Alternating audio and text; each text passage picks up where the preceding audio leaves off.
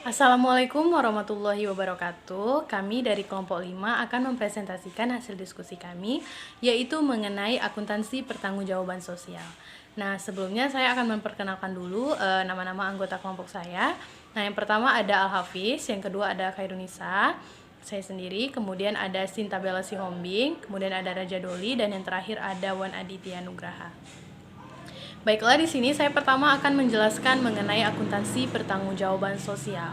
Nah, akuntansi pertanggungjawaban sosial ini atau biasa juga disebut sebagai Corporate Social Responsibility atau CSR itu merupakan suatu mekanisme bagi suatu organisasi untuk secara sukarela mengintegrasikan perhatian terhadap lingkungan dan sosial ke dalam operasinya dan interaksinya dengan stakeholder yang melebihi tanggung jawab organisasi di bidang hukum.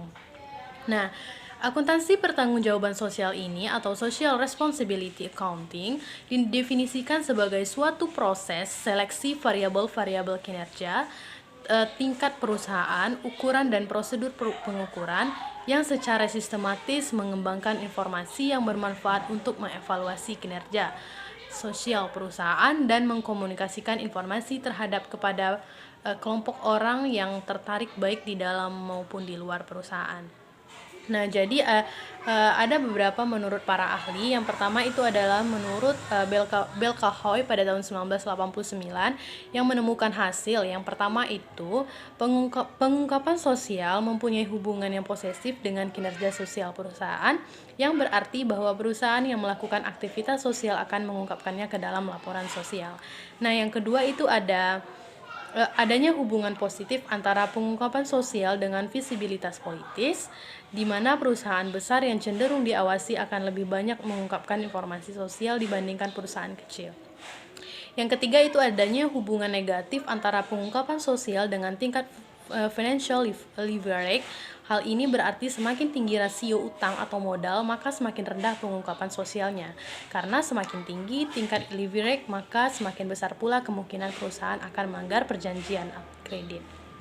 Nah, sedangkan menurut Epstein dan Friedman 1994 menemukan bahwa investor individual tertarik terhadap informasi sosial yang dilaporkan dalam laporan keuangan.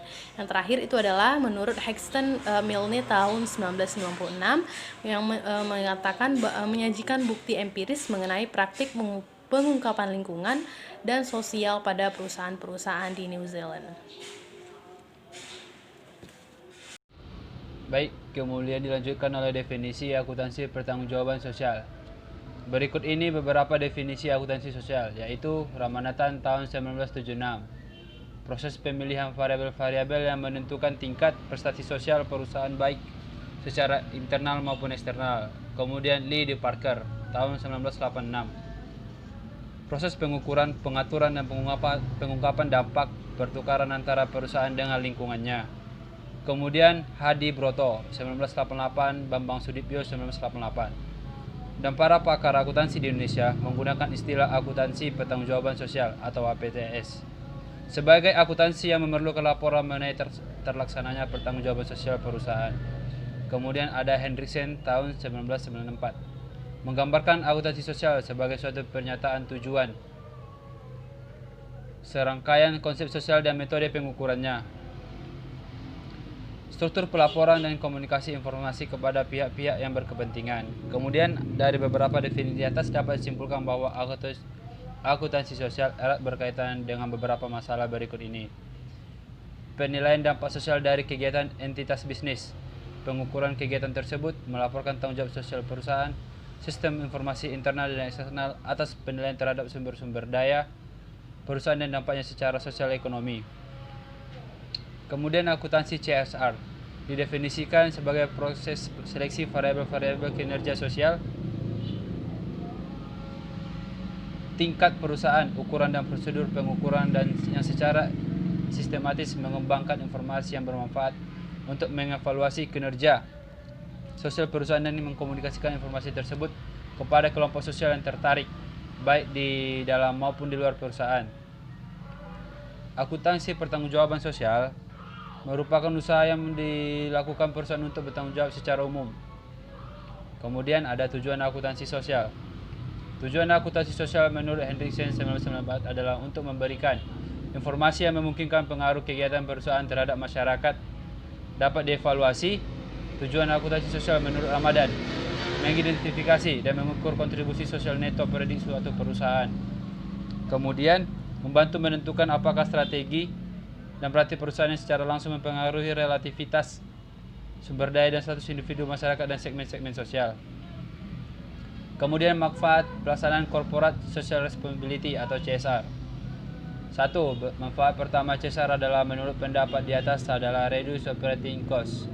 Adalah adanya tanggung jawab sosial perusahaan mampu mengurangi beban atau biaya operasional perusahaan. Misalnya jadwal kerja yang fleksibel dan program keselamatan kerja pada menurunnya absensi kerja dan menambah simpanan uang perusahaan dari pekerja melalui peningkatan produktivitas kerja. Kemudian ada manfaat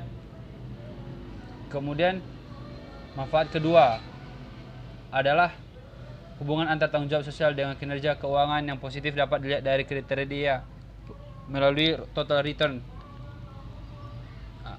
sales growth dan profit growth selama lebih dari satu periode, sebaik net profit margin dan return up equity. Kemudian manfaat CSR yang ketiga adalah perusahaan menyadari adanya tanggung jawab sosial bermanfaat bagi meningkatnya reputasi baik perusahaan di mata publik sebagaimana sebaik reputasi di dalam komunikasi bisnisnya sehingga dapat rekam bisnis baru dan mendapat keuntungan. Kemudian manfaat yang keempat, dengan memproduksi barang yang dapat memenuhi kebutuhan masyarakat dan ditunjang pelaksana tanggung jawab sosial akan menumbuhkan kepercayaan masyarakat terhadap perusahaan-perusahaan tersebut dan diharapkan masyarakat tetap setia menggunakan hasil produksi perusahaan tersebut. Yang kelima, usaha perusahaan dalam menciptakan kondisi kerja yang produktif, mengurangi dampak buruk bagi lingkungan atau melibatkan proyek kerja dalam peningkatan produktivitas dan mengurangi angka kesalahan yang terjadi. Keenam, manfaatnya adalah meningkatkan kemampuan untuk mempekerjakan dan mengupah pekerja. Perusahaan menyadari dengan komitmen tingkat tinggi atas tanggung jawab sosial perusahaan lebih mudah dalam merekrut dan mengupah kerja. Kemudian berdampak pada penurunan perputaran biaya perekrutan dan pelatihan.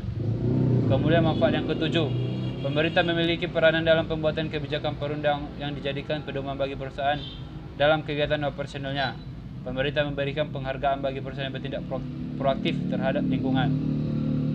Yang kedelapan, manfaat adalah pertumbuhan investasi terhadap tanggung jawab sosial yang tinggi telah memberi jalan masuknya tambahan modal yang mungkin telah tersedia.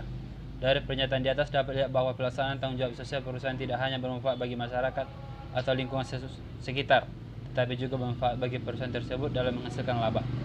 Pertanggungjawaban CSR dengan profitabilitas merupakan bagian dari struktur perusahaan yang kokoh dan tidak tergantikan. Jika dikelola dengan baik, program CSR dan tanggung jawab sosial perusahaan ini dapat menghasilkan manfaat yang signifikan dan dalam bentuk reputasi perusahaan. Tentu saja manfaat ini bukan hanya dirasakan oleh pihak-pihak berpartisipasi, karena program ini hanya memperkaya kesejahteraan dari banyak komunitas dan individu yang kurang beruntung dan mengatasi masalah yang mengancam generasi masa depan, dan sumber daya alam juga memperkokoh profitabilitas perusahaan. Baiklah, nama saya Sinta Bella. Saya akan melanjutkan presentasi hasil kelompok kami, yaitu tentang akuntansi untuk biaya dan manfaat sosial. Sebagian landasan teori akuntansi sosial muncul dari analisis biaya dan manfaat dari A.S. Pigot pada tahun 1948. A.S. Pigot adalah pakar ekonomi klasik yang memperkenalkan konsep biaya dan manfaat ekonomi makro pada tahun 1920. Pertimbangan pentingnya adalah bahwa optimalitas Pareto atau nilai kemakmuran ekonomi bila mana nilai ini tidak memungkinkan untuk meningkatkan kemakmuran seseorang tanpa mengurangi kemakmuran orang lain. Tidak dapat dicapai sepanjang jika produk bersih sosial dan produk bersih privat tidak sama. Sebuah analisis serupa dapat dilakukan melalui pemutusan biaya. Menurut Pigot, biaya-biaya sosial terdiri dari semua biaya biaya pembuatan produk, biaya yang berkaitan dengan siapa pembiayanya, biaya-biaya yang dikeluarkan oleh produsen disebut biaya privat. Akuntansi pertanggungjawaban sosial, perbedaan antara biaya sosial dengan biaya privat disebut biaya sosial yang tidak dapat dikompensasi dan dapat disebabkan oleh beberapa faktor. Perusahaan yang melakukan pencemaran dikenakan biaya terhadap masyarakat, tetapi tidak dikenakan biaya ganti rugi. Masyarakat di sini disebut disekonomi eksternal. Menurut Pigo, optimalitas Pareto hanya dicapai jika manfaat sosial marginal sama dengan biaya sosial marginal. Lanjut, dengan teori akuntansi sosial berdasarkan analisis Pigo dan konsep Ikatan Sosial KV Ramanathan mengembangkan sebuah landasan teori untuk akuntansi biaya dan manfaat sosial. Menurut pendapat Ramanathan, perusahaan memiliki ikatan atau kontrak yang dinyatakan untuk memberikan manfaat sosial nyata kepada masyarakat. Manfaat nyata adalah perbedaan antara dukungan perusahaan kepada masyarakat dengan hambatan perusahaan tersebut kemunduran masyarakat. Pada pendekatan Ramanathan, terdapat dua masalah penting. Yang pertama, untuk mengetahui kontribusi nyata kepada masyarakat, beberapa jenis sistem manfaat digunakan. Sebuah argumen dapat digunakan untuk kesesuaian kepentingan. Apakah perusahaan harus berupaya mengembangkan pernyataan kontribusi sosial berdasarkan pada nilai-nilai manajemen, atau harus melibatkan pihak luar untuk melakukan audit sosial? Masalah kedua, mengenai pengukuran. Di sini sulit untuk mengukur jumlah item yang akan dilibatkan pada sebuah pernyataan mengenai kontribusinya untuk masyarakat. Lanjut lagi tentang pengukuran. Satu alasan penting terhadap lambatnya kemajuan akuntansi sosial adalah kesulitan dalam pengukuran dukungan dan hambatan. Di sini merupakan proses 3 tahap, yaitu yang pertama, menetapkan apa saja biaya dan manfaat sosial. Yang kedua, mencoba menjumlahkan semua item-item atau pernyataan yang relevan. Dan yang ketiga, menetapkan nilai dolar pada jumlah terakhir. Dan metode yang biasa dipakai dalam pengukuran akuntansi sosial yaitu ada 4 macam. Yang pertama, menggunakan penilaian dengan menghitung opportunity cost approach. Yang kedua, menggunakan daftar kuesioner. Yang ketiga, menggunakan hubungan antara kerugian massal dengan permintaan untuk barang perorangan dalam menghitung kerugian masyarakat. Dan yang keempat, menggunakan reaksi pasar dalam menentukan harga. Baiklah, saya akan menjelaskan tentang laporan pertanggungjawaban sosial. Akuntansi pertanggungjawaban merupakan sistem akuntansi yang mengakui berbagai pusat pertanggungjawaban pada keseluruhan perusahaan, yang mencerminkan rencana dan tindakan setiap pusat pertanggungjawaban dengan menetapkan pendapatan dan biaya tertentu.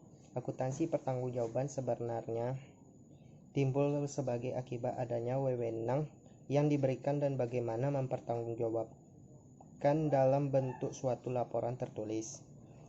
Beberapa teori yang mendukung penyampaian laporan pertanggungjawaban sebagai berikut. 1. Legitimasi teori menjelaskan bahwa organisasi secara kontingen akan beroperasi sesuai dengan batas-batas dan nilai yang diterima oleh masyarakat di sekitar perusahaan dalam usaha mendapatkan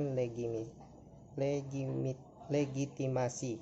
Proses untuk mendapatkan legitimasi berkaitan dengan kontrak sosial antara yang dibuat oleh perusahaan dengan berbagai pihak dalam masyarakat.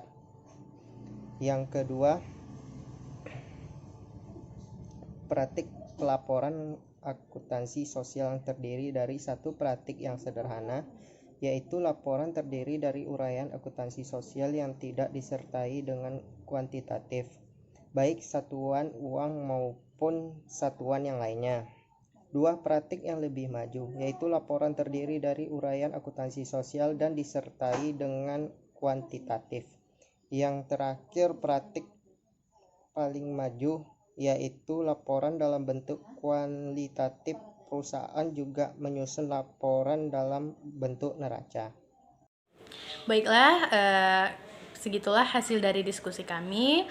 Apabila ada kesalahan kata, kami mohon maaf. Kami akhiri dengan wabillahi taufiq wa hidayah. Wassalamualaikum warahmatullahi wabarakatuh.